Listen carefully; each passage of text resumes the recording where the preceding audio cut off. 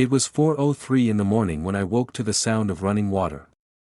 At first, I thought it was part of a dream, a soft, rhythmic drip echoing through the quiet of my apartment. But when I opened my eyes, the faint glow from the bathroom light slipped under the door, stretching across the floor like a pale ribbon of unease that I lay still, listening. My wife, Sarah, wasn't home. She had taken another late shift at the hospital, leaving me in a silence that had become almost familiar. We had been married 7 years, yet lately, our conversations had turned into polite exchanges, about groceries, bills, and little else. The warmth that once filled our home now lingered only in photographs and memories I didn't want to revisit. That I sat up, rubbing my eyes. The air felt colder than usual, as if the night itself was watching me. My phone screen said 4:05. The dripping continued, steady and deliberate. I pushed the blanket aside and stepped onto the floor. The chill of the tiles crept through my feet, grounding me in that half-awake haze between fear and curiosity. The light beneath the bathroom door flickered, and for a moment, I thought I saw movement, a faint shadow crossing the glow. My heartbeat quickened. I told myself it was nothing, perhaps a reflection, or the play of wind through the open window. Still, a strange instinct urged me to move closer. As I approached, the faint scent of soap mixed with something else, faint cologne, unfamiliar, sharp but pleasant. My hand hesitated on the doorknob. The sound of the tap was clearer now, running steadily, as if someone was there, letting the water flow without care. That I tried to convince myself Sarah might have left it on earlier, though I knew she hadn't used the bathroom before leaving. Then a quiet sound, almost like a breath, broke the stillness. My throat tightened. "Sarah?" I whispered, though I already knew she couldn't answer. No reply. Only the persistent hum of water and that quiet, human stillness that feels different from emptiness. The strange thing about fear is how it slows time. Each second stretched thin as I turned the doorknob, careful not to make a sound. The metal felt cold, slick against my palm. I pushed the door open halfway, and light spilled into the hall, bright and raw. For a split second, I froze. A figure stood by the sink, tall, bare-armed, with water running over his hands. His back was half-turned, but the reflection in the mirror caught his face before he noticed me. It was Rayhan. My neighbor. My mind stumbled for reason. Rayhan, the quiet tenant next door who had moved in 3 months ago. We had exchanged smiles in the hallway, brief conversations about weather, about the stray cat that lingered near the stairs. He always had a calm presence, a warmth that lingered after he spoke. But now, seeing him here, in my bathroom, at 4 in the morning, my thoughts scattered like shards of glass. That he turned slowly, eyes wide, lips parting as if to explain. The water kept running, loud and senseless in the background. He began, but words faltered. My voice broke through before I knew what I wanted to say. What are you doing here?" For a moment, he didn't answer. Only the dripping water filled the space between us. His expression wasn't one of guilt, but something else, something softer, uncertain. "I'm sorry," he said finally, his tone barely above a whisper. "I didn't mean to startle you." My heartbeat drummed in my ears. That doesn't answer the question. He looked down, eyes flicking toward the sink as if searching for an excuse. The tap, it was leaking. I noticed water pooling outside near the pipe that connects to my bathroom. "I thought maybe it was coming from yours." His explanation hung in the air, plausible yet strangely fragile.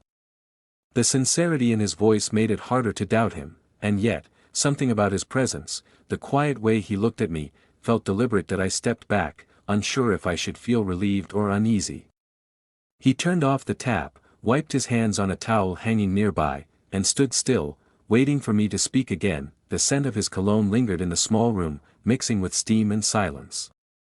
Our eyes met briefly in the mirror's reflection, and for an instant, neither of us moved. Rayhan finally said, softly, "I should go." He brushed past me and left without another word.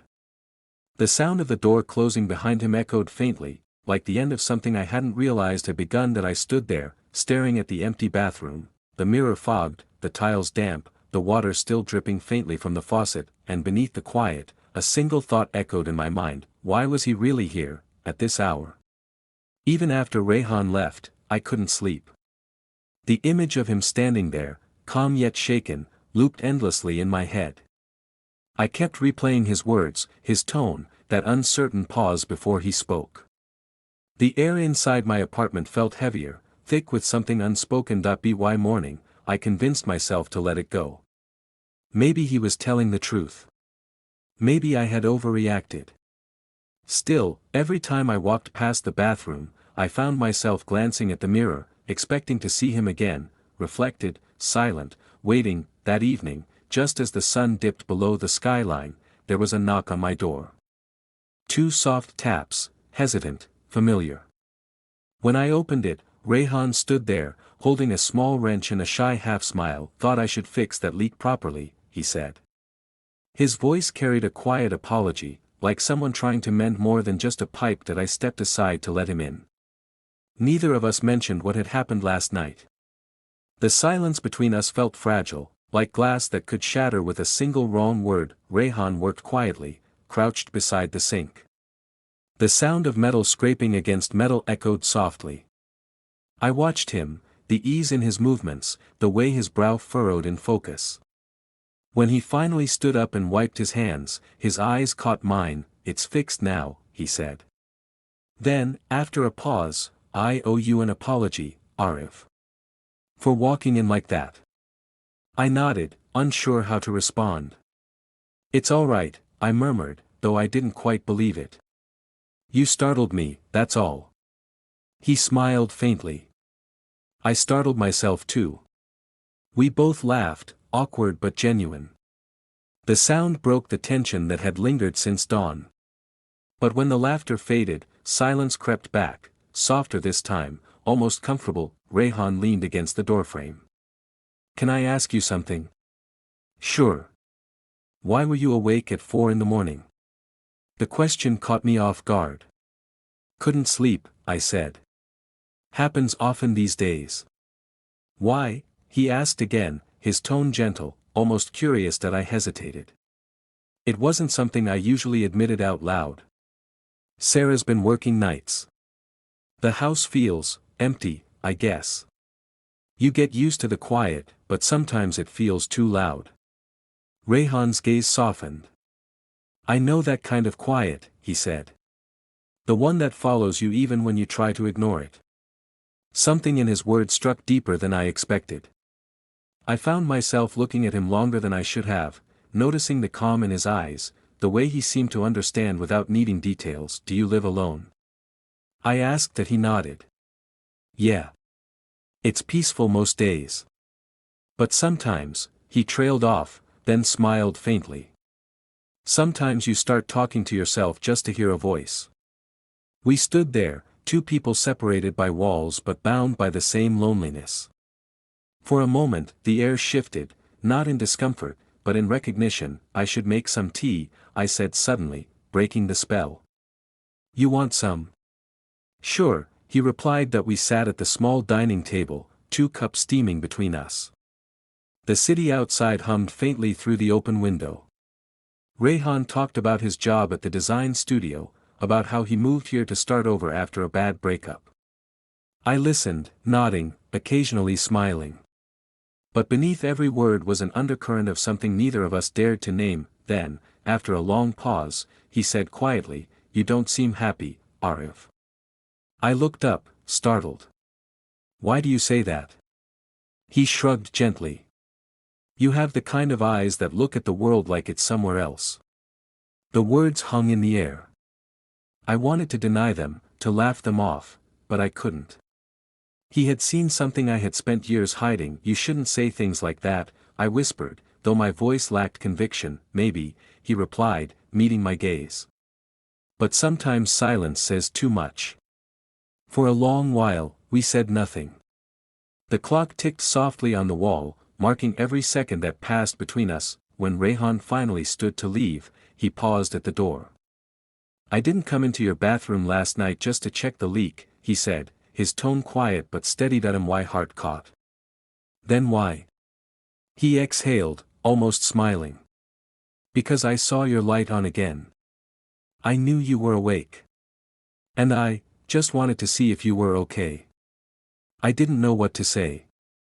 My throat tightened, a strange mix of confusion and something warmer rising beneath it. That he stepped outside, his hand brushing lightly against mine as he reached for the doorknob, a brief, accidental touch that lingered long after he was gone. When the door closed, I stood there for a long time, holding my breath, wondering what exactly I was feeling, guilt, curiosity, or something dangerously close to longing.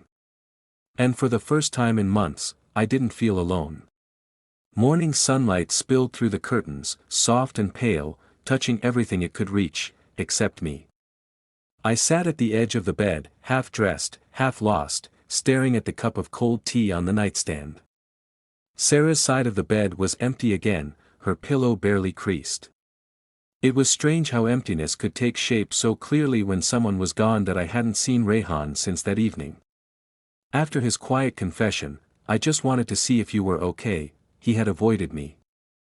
The hallway, once filled with brief smiles and small talk, had turned into a corridor of glances quickly turned away. Yet, even in his absence, I felt him everywhere, in the scent that lingered near the bathroom, in the silence that now carried a pulse of memory. When Sarah came home that afternoon, I tried to act normal. She moved through the apartment with the tired rhythm of someone who had learned to live on autopilot. Her scrubs smelled faintly of disinfectant, her hair tied back without care.